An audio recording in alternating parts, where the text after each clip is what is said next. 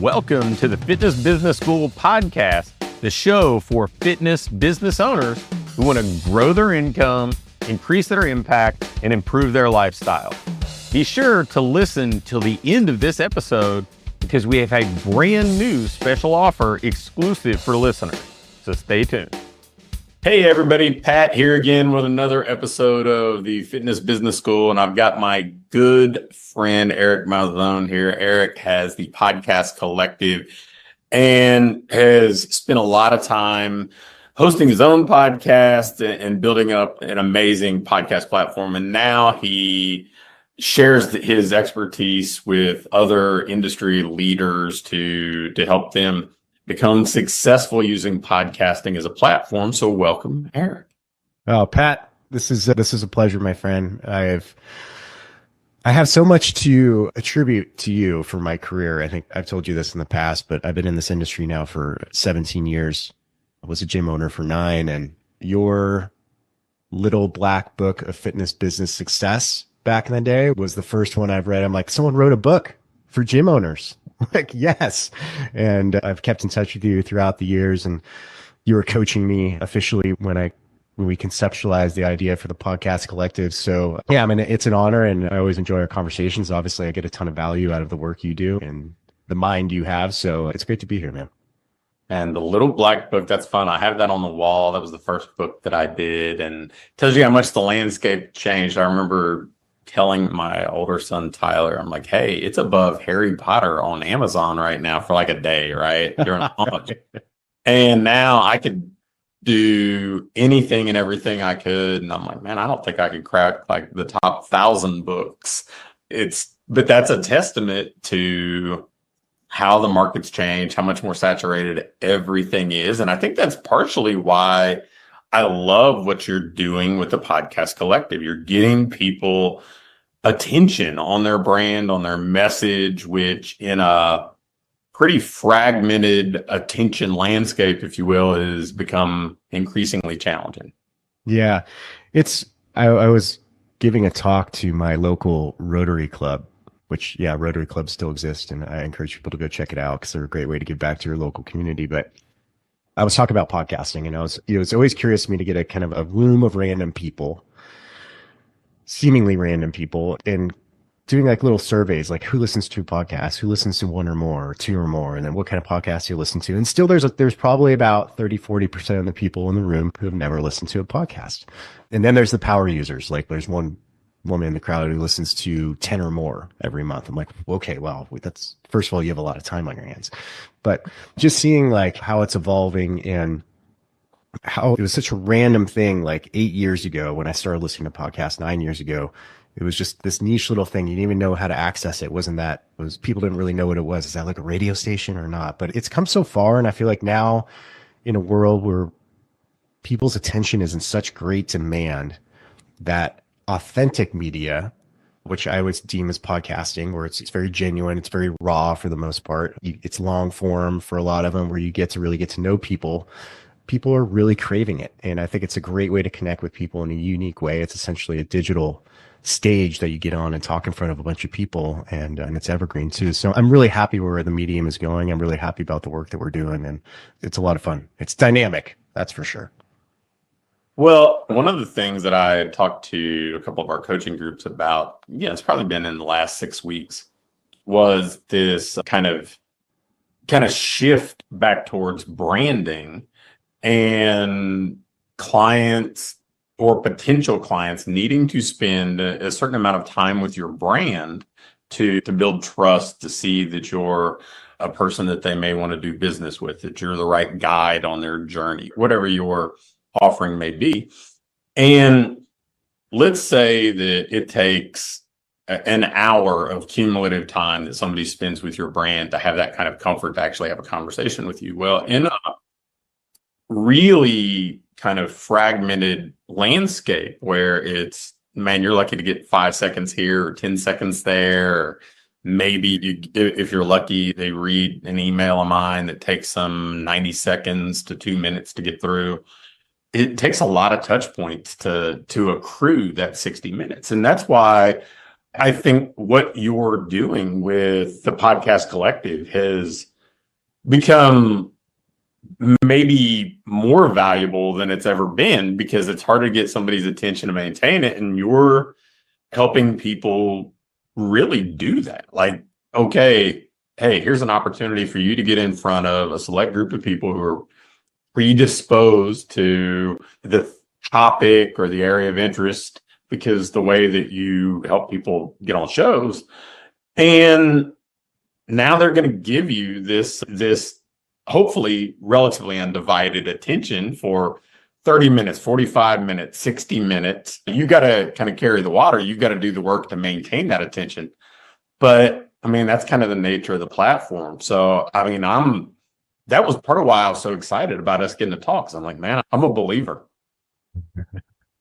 It's really interesting too, because someone like you, Pat, or someone like Henry, like you've done, I think we were talking about, I don't know, over 600 episodes of your podcast. I've done getting close to 500 now for the future of fitness, and some of the other ones I've done are collectively about 900. But when you get on someone's podcast as a guest, you're essentially borrowing the trust that they've already established with the audience. Like people listen to Pat because they like Pat, right? They get value out of what you say. They've been listening for a long time. So when someone gets onto a podcast like that, or like mine, there's automatically a certain level of trust that's built in just for the fact that you're there.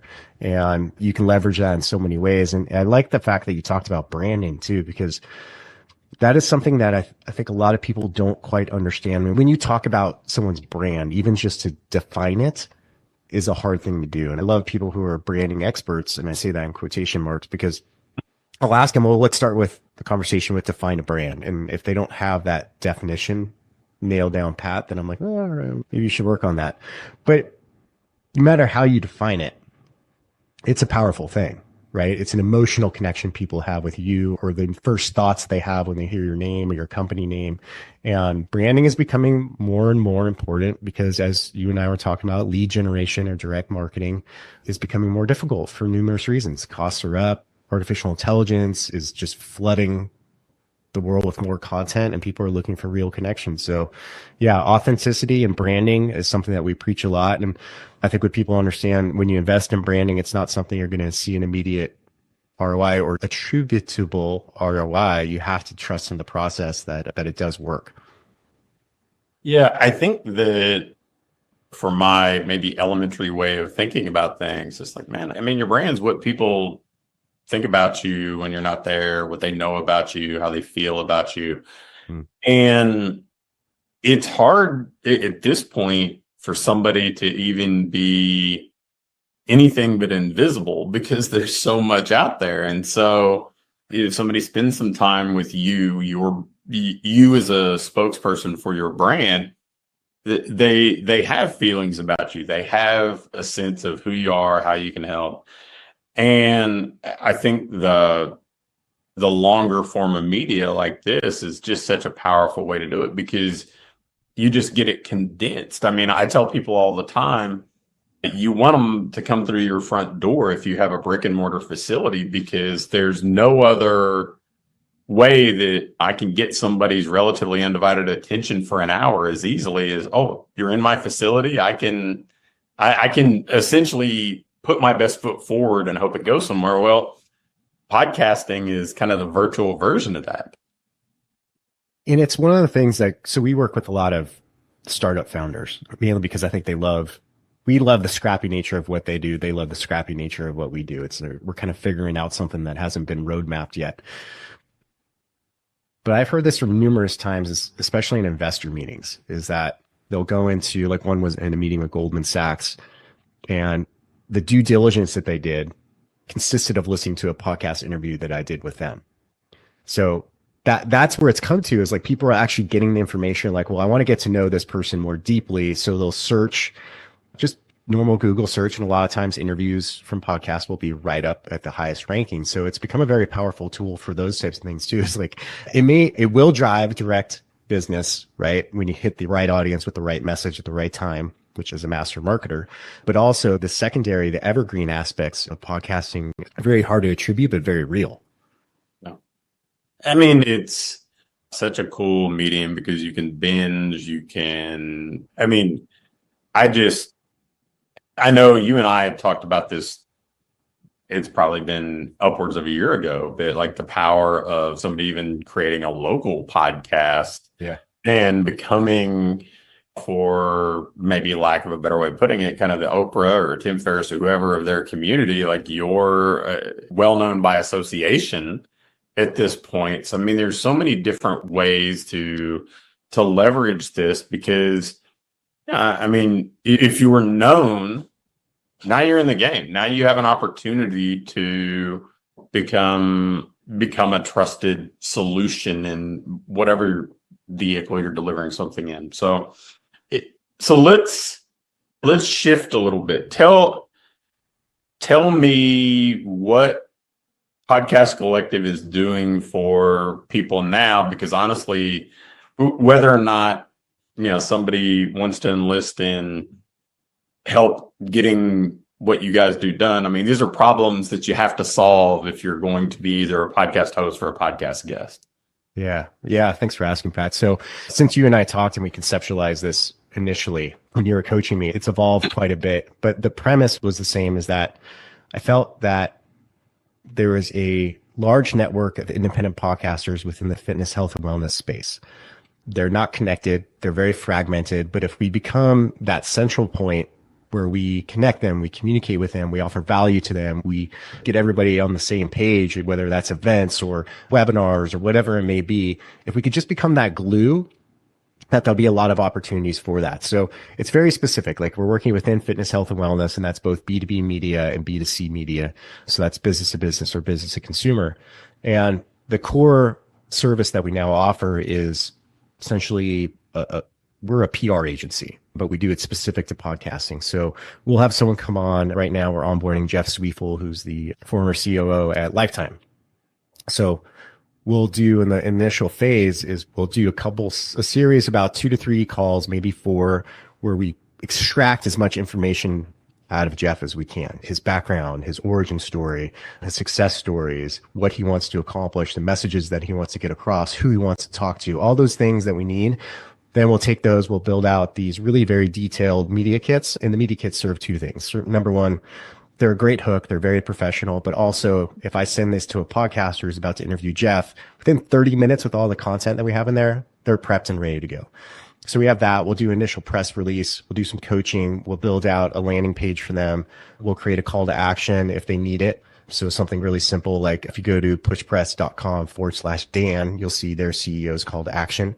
And then once that's done, then we just get to it. So we start placing our clients on 2 to 3 podcasts every month. We do a strategy call. We update the media kits when necessary, and it turns this flywheel. Once it's going, it's crazy how successful it's been over time. I mean, Dan Waimura from Push Press, who I was just alluding to, we just did a case study of him, how he's been working with us for a year and a half, and how he can't stop getting on podcasts now. Like he had to take a break. He's like, guys, we have to stop, because now it's organically, he keeps getting invited on ones and they keep getting bigger and bigger. And this one he was on, he did such a good job during the interview that they used it as an advertisement for their podcast, and now it turned into tens of millions of impressions. So beyond my wildest dreams would that ever have happened. So that's the core service. So we get people on podcasts, and we do it through the lens of business development.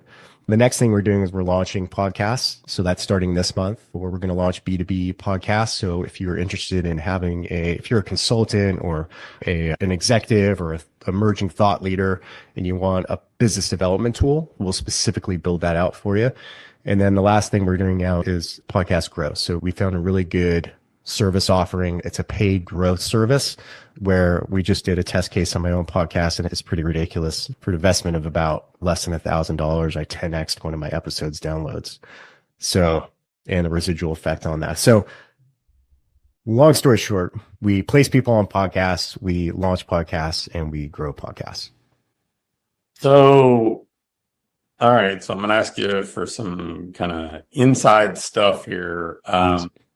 If somebody's trying to just in a local market, even start to use podcasting as a tool, what are a few things they could do? Yeah, well, it depends. I would always encourage people to consider starting a podcast. I mean, I haven't found a good reason not to start one yet. One of the first introductions I had to podcasting was probably around 2011, 2012. So I was still a gym owner in Santa Barbara, California. I was invited on a podcast called 805 Connect, and it was a great experience. He brought me into the studio, very professional, great interview. And I was like, well, why would they want to interview me? Right. And then I realized, oh, they're business consultants. This is what they do. So this was lead generation in its rawest form. And essentially by bringing me in, think about if you look, kind of change the lens of it, look at it as a sales process, like outreach, initial meeting, needs analysis, relationship building, right? All of that within the scope of, or the guise of a podcast, and it's still great content. So like, and now I became a very warm lead for them because they knew all of my problems, challenges I had as a business owner. And not only that part is you get this great lead generation or business development tool, but you also get the content, which you can repurpose in a million ways. As like one specific interview or podcast episode can be all of the things. It can be a blog. It can be an email, a newsletter. It can be cut up into social media pieces. It can, you name it. There's nothing you can't do with it. So from that angle, I think starting a podcast is very valuable, and it's not that expensive, right? It just takes a little bit of time commitment, and don't stop at episode 4. That's where most of them end. That's when most of them go to the grave. So just commit to at least 50 episodes. But other than that, I think looking at podcasts that you listen to or ones that are hyper localized and they're not hard to find, you can just Google them and listen to them. Number one, if you're going to reach out to them, do it in a very authentic way. You and I were talking about how many AI driven pitches I get nowadays for my podcast. It's getting quite ridiculous. And more than anything, like the best way to get on a podcast is get referred by another guest. So if you know someone who's been on that podcast before, is reach out to them, say, hey, I love Pat Rigsby's podcast. I would love an introduction if you don't mind, and go in from there. So there's a lot of different ways you can leverage it, but the best and most controllable way is to start on your own. Love that. So, all right. So that was the localized side of things. So Yeah. for somebody who wants a broader audience, really the people that you work with now, predict the future a little bit for me, or tell me where you think podcasting is going over the next 2, 3, 5 years, and how that is, how somebody can kind of skate to where the puck is headed. Yeah. Well, I love that skate to where the puck is heading analogy. I was on Pete Moore's podcast recently, the Halo podcast, and he asked the question of, if this is a baseball game, what inning do you think we're in when it comes to podcasting? And I said, we're in the 4th inning. So I think it's really, you look at who's investing in the ecosystem, and Spotify, from a technical standpoint, has done an amazing job, right? They are really doubling down on, they're going to own podcasting, and they're starting to steal market share from Apple's kind of sleeping on it a little bit. They bought Riverside, which is a recording platform. So they're integrating all these pieces so that they can really own that entire ecosystem. So I think you look at like how seamless it's going to be to start and continue to publish podcasts. It's going to get easier and easier, which I don't know if that's good or bad, right? The friction is going to be reduced, but I do think we haven't found yet a lot of the technical tools. Like, for example, if you're listening to a podcast that you've loved for a long time, let's say Acquired, right? Like, which everyone is passionate about right now. And you're like, God, this is a great episode. I want to share it. What do you have to do? You have to like copy and paste it, maybe put it into a text message or an email. There's a missing platform. There's a missing connective tissue that is going to be built out by someone. And I think I know who it's going to be because I was reading an article about it. But that whole system, like, how do we take this very fragmented world of podcasting and start to connect it in a way that's very meaningful? So that's going to be a tech play. I think it's going to be somewhat AI driven, but that's undoubtedly going to happen. As far as like the medium itself, I think that the cream will continue to rise to the top, and the best will become the best. Joe Rogan, Chris Williams, all of these big names, Huberman, like, they're going to maintain a certain stature, but you've also seen these ones come out of nowhere and hit the top 10 list, like seemingly in a matter of weeks. So I don't know where it's going exactly, but I know that it's fragmented. I think there's a lot of technological solutions that will make it more accessible for more people, more shareable, and we'll see where it goes. But it's going to be an exciting ride, man. Very cool. Paul, that's an edit for you, buddy. All right. All right. So we've talked about what somebody can do in a very hyper local sense. We've talked about where it's headed. So really kind of before I wrap it up and ask how people can find you, everything else, I just want to see, like, are there any other thoughts or suggestions that I didn't know to ask about? Because you're the expert here. So I'm as curious as anybody else watching or listening. Yeah, this has been topical because I was on a call yesterday with the Llama podcast, which is like Live Long and something else, LLAMA. Great host, great podcast, great following. He's been doing it for a while. If you're into longevity and health sciences, that's a really cool one to listen to. But we were talking about how can we help him, or what are the challenges he faces? And I think when you go onto a podcast, be prepared. Be a good guest. And I'm not just going to say that ambiguously. I'm going to give you some insights and what that means exactly is. Number one, listen to the podcast before you come on. At least 2 episodes, right? Get an idea of the vibe and the content. What do you think the mission or the goal is, who they're serving? But then specifically ask the host, like, who is your audience? Tell me about your audience. Like, what is the value that you want to bring to them? Understand the format. And this sounds real basic, but is it video? Is it video and audio, or vice versa? What is it? Have a nice background. If you have a good microphone, or at least something, don't have dogs barking in the back, have a decent setting where it's quiet.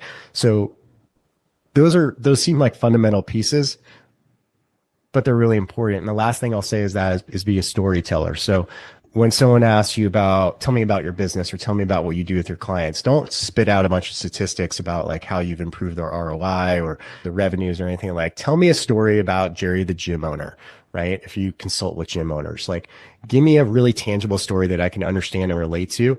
That's what people remember. And also be authentic and genuine. Last thing I'll say about this is that I was talking about Dan from Push Press, is he's got a very unique story that was hard for him to tell at first. It was basically about him hitting rock bottom in his life. And that means drug addiction, felony charges, losing his gym, losing his marriage, all kinds of things that led to him to this one point where he was about to go into a very rough jail in California. And he was waiting in line to go into the bus, and then he got called out. And I won't ruin the story, but it's extremely memorable. And by being authentic and telling that story, he's become a very popular guest. People remember who he is, and it's all about second chances. It's that classic underdog story that we love in the United States. So I think those are the big things: is work on being a great guest, and you'll get invited on more podcasts, or you'll make more impact when you're on it. Love it. Love it. So, I mean, obviously you're my go-to person whenever it comes to learning more about podcasting. So where can people find more about you so you can be their go-to person too? Yeah, awesome. Thanks, Pat. So 2 places I would say is podcastcollective.io. That's our website. You can find more information about all of our services and our clients and our media kits, and you can really dive in. There's a ton of material there for you to look at. And then I'm very active on LinkedIn, so you can just find me at Eric Malzone. Very cool. Well, Eric, I appreciate you coming on, spending some time together. I always just get so much enjoyment out of our conversations and just being able to virtually hang out like this. So I appreciate it a bunch. And I also appreciate you kind of pulling back the curtain on the podcast world for all the people listening in. So thanks a bunch. Yeah, thank you, Pat. It's a pleasure. All right. That's Pat and Eric, another episode of Fitness Business School. Thanks for listening to this episode of the Fitness Business School. Before you go, I have a quick announcement. One of the things that we've been doing with our current clients is taking them through this ideal business diagnostic. And really what it is this checklist that allows you to pinpoint exactly what your business needs next so you can keep improving, keep growing, and build a business that you love to own. One that pays you well, one that allows you to have the impact you want to have, and one that allows you to have a lifestyle that you truly enjoy. In this diagnostic, we walk through everything and we do an evaluation and can instantly pinpoint what you need to do next to build that business that you want. I'm going to extend this opportunity to get on with either me or my team and take you through this evaluation and fix your business's most vital needs fast. So if we take you through this, you're going to be able to make those vital changes that you need to finally have what I call your ideal business. If you'd be interested in going through this entirely free, risk-free diagnostic with us and learn what you already have in place, what you're doing well, and where your greatest opportunities for rapid improvement are, just shoot me an email with diagnostic in the subject line to pat@patrigsby.com. Again, an email to pat@patrigsby.com with diagnostic in the subject line will get you scheduled and take you through this evaluation to help you build the business you want.